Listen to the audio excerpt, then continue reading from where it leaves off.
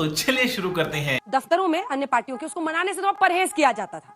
इतना घुमा फिरा के क्यों पूछ रहे हैं? सीधा बताइए ना, आज तक 10 जनपद में कभी मनाया कोई त्योहार क्या? यही नया भारत है। जनपद में दिवाली मनती हमने देखी है, दिवाली की मिठाइयां भी खाती देखी, लेकिन दुर्भाग्य यह है कि द्वेष कैसे पैदा किया जाए। अगर एक गरीब महिला किसी यूनिवर्सिटी में एम्प्लॉय कोने में नमाज भी पढ़ ले तो वो तो गलत है, लेकिन एयरपोर्ट पे और हवाई जहाज में गरबा होगा, ये नया भारत है, वो ठीक है। अरे भाई, संविधान को तो मानिए आप। अगर गलत हैं तो दोनों गलत हैं, और अगर ठीक हैं तो दोनों ठीक है। स्वदेशी का नारा आरएसएस देती रही, चाइना से इंपोर्ट बढ़ गया, मुंह पे सील लगी है। आरएसएस जो अपना आज तक रजिस्ट्रेशन नहीं कर पाई, 52 साल तक तिरंगा नहीं फैलाया, वो विश्व का सबसे महान संस्थान है। आरएसएस वालों को शायद, एक मिनट रुकिए ना, देख मैं बीच में 1150 रुपए का सिलेंडर तो शायद केवल मुसलमानों को मिल रहा है, हिंदुओं को तो 400 रुपए में दे रहे हैं लोग। हिंदुओं को लाइन लगा के नौकरियां दे रहे हैं, मुसलमानों को नहीं दे रहे। क्या हिंदू मुसलमान? गंगा नमामि गंगे की बात करते हैं, कितने घोटाले हुए, सर्वे ऑफ इंडिया का सर्वे तक नहीं करवा पाया अभी तक, और वो भूल गए इलाहाबाद के तट पर गंगा के किनारे जब लाखों लाशें हिंदुओं की थी या मुसलमान की, किसी को पता था? वो अंतिम संस्कार का मौका नहीं मिला। ऐसे ही चलता रहा तो इस देश को विश्व गुरु से गुरु घंटाल बनने में ज्यादा टाइम नहीं लगेगा। अब कह रहे हैं साहब वो डॉल्फिन आ गई वहां पर, चीते भी आए थे थोड़े दिन पहले, 5 दिन तक पूरे हिंदुस्तान में चीते ही चीते दौड़ रहे थे। कई एंकर तो चीते की ड्रेस पहन के चीते दौड़ा रहे थे।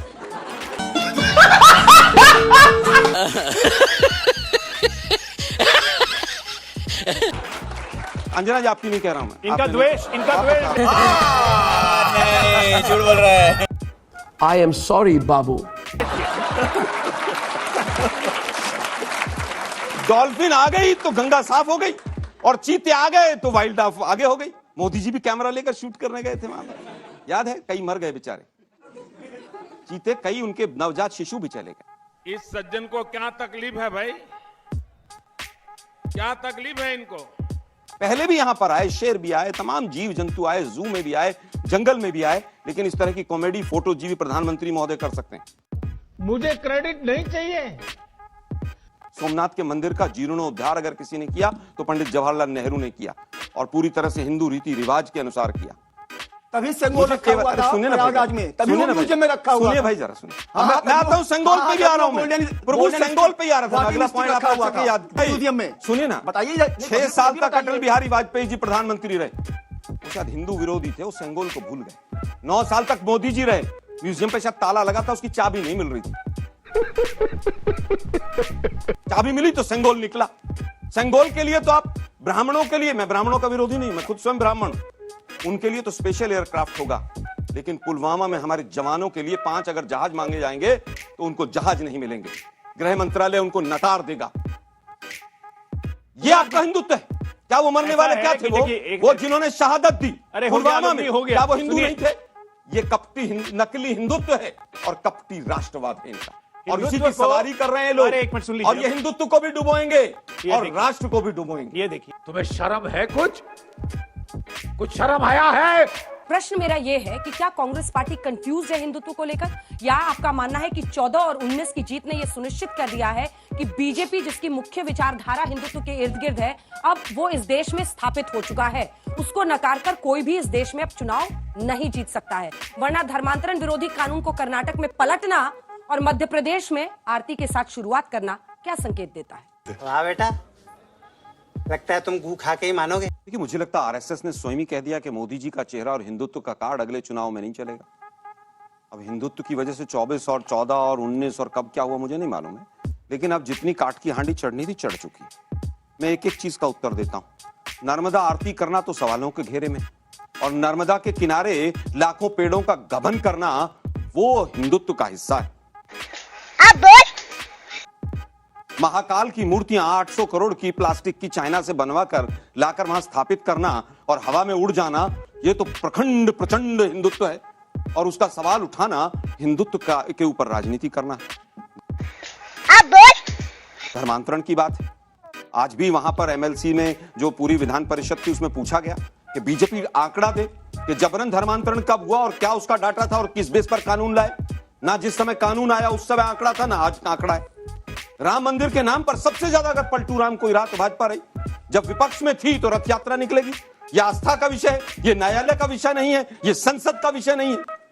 पूर्ण बहुमत आया तो बोले तो न्यायालय फैसला करेगी, हम संसद में बिल नहीं लाएंगे। सबसे ज्यादा अगर किसी ने यू टर्न लिया तो वो प्रभु राम के ऊपर लिया गया। धारा 370 से तो जम्मू कश्मीर जुड़ा हुआ है। धारा 370 आज भी हिंदुस्तान के संविधान का हिस्सा है।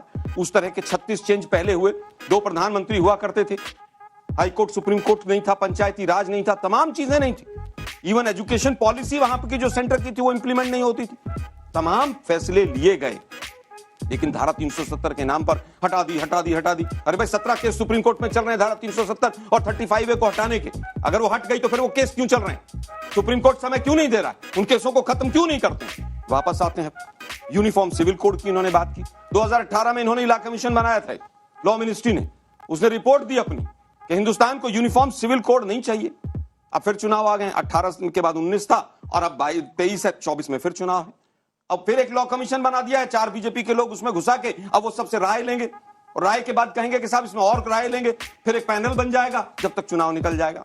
यूसीसी जल्दी आना चाहिए। मैं फिर कहूंगा यूसीसी के ऊपर अगर कोई चीज ऐसी है, यूनिफॉर्म सिविल कोड अगर कोई लाना चाहते हैं आप, तो उसको आप एडवर्टीजमेंट मत कीजिए। मोदी साहब आपको 9 साल हो गए, किसी ने रोका था आपको? नवाज शरीफ ने रोका था। जवाब दे दूं? मैं फिर कहूंगा, मेरे साथी हैं बड़े पढ़े लिखे, मैं पूछना चाहूंगा कि यूसीसी के ऊपर कानून राज्य बनाएंगे या केंद्र बनाएगा?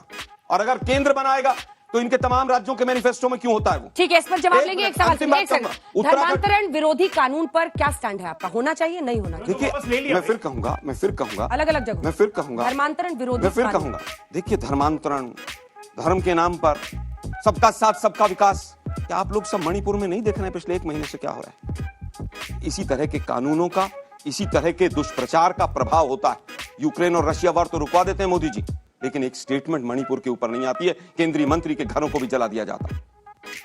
वहां पर जातियों को लड़ाइए, ट्राइब्स को लड़ाइए, वहां पर धर्मांतरण के नाम पर लड़ाइए। ये धर्मांतरण के नाम पर और तमाम जो मिसयूज होता है उसके खिलाफ है। छोटा सा फोर्स अब 1 मिनट हो धर्मांतरण विरोधी कानून नहीं होना चाहिए, मतलब जैसे कर्नाटक में जबरन धर्मांतरण परिवर्तन हाँ। ऑलरेडी कानून में कि आप जबरदस्ती नहीं करेंगे। ठीक है, छोटा बदलने की आदत है लिबासों की तरह। जरा जोर से बोलो, जनाजा भी इनका जोर से निकालेंगे। तेरा तो गेम बजाना पड़ेगा। तिवारी एक छोटा सा सीए और एनआरसी का जनाजा भी बड़े जोर से निकला था। करवाली बेइज्जती। अच्छा पूरे देश को डिस्टर्ब करके रख दिया था। इस वो दिल्ली भी में, लागू इस होगा। दिल्ली में चुनाव था, वो भी लागू होगा। शाहीन बाग डर मत से पालिए। इतने जोर से बटन दबाइए कि वोट पड़े। ये देश के गृह मंत्री कह रहे थे, देश के प्रधानमंत्री कहते हैं कपड़ों से दंगाइयों को पहचान लेता हूं। देश के गृह मंत्री कहते हैं कांग्रेस की सरकार अगर आएगी कर्नाटक में तो दंगे हो जाएंगे। फिर कहते हैं धर्म का यूज नहीं करते आप नहीं करते तो कौन करता? केवल धर्म के आधार पर आप राजनीति करते हैं।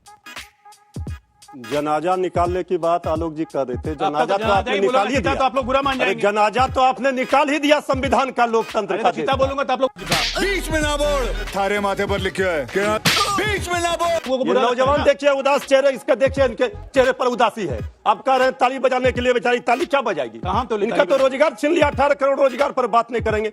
धर्म बीजेपी तेजस्वी यादव ने दे दिया 18 लाख रोजगार। हम सब दे रहे हैं। बीजेपी तेजस्वी यादव ने दे दिया पहली कैबिनेट में, 2.5 लाख दे दिया एक कैबिनेट में। आपको पता दे दिया बिहार के 18 लाख रोजगार दे दिया। धर्म आपके लिए, बीजेपी के लिए अंजना जी राजनीति का विषय हो सकता है। हमारे लिए धर्म आस्था का विषय है, ये राजनीति का विषय नहीं है। हम टीका लगाकर पूजा पाठ करते हैं तो क्या बीजेपी वाले कहेंगे कि नहीं करने देंगे?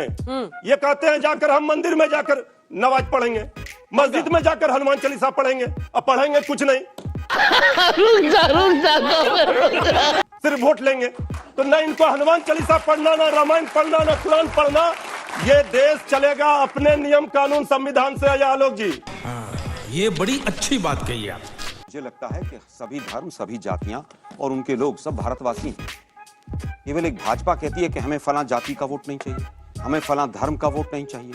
गोली मारो, रामजादे और दूसरा शब्द इस्तेमाल होता है।